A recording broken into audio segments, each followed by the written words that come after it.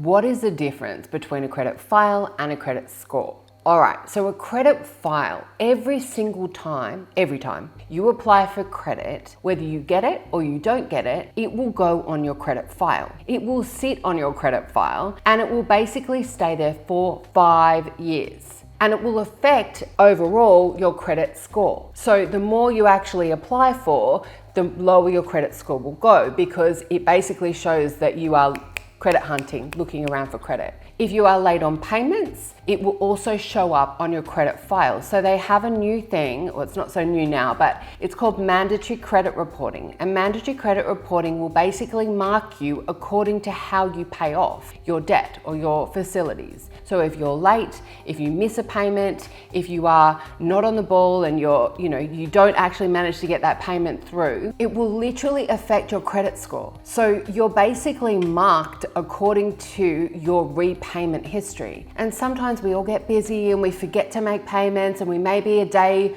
or 2 days late. Usually that's okay, but when we go upwards of 10 days late, that's when it will start to affect your credit score and your credit file. If you have debt outstanding and you haven't been in communication with your creditor, or it's gone over to a debt collector, they will continually hit your credit file to see if there's any activity or if they can find you.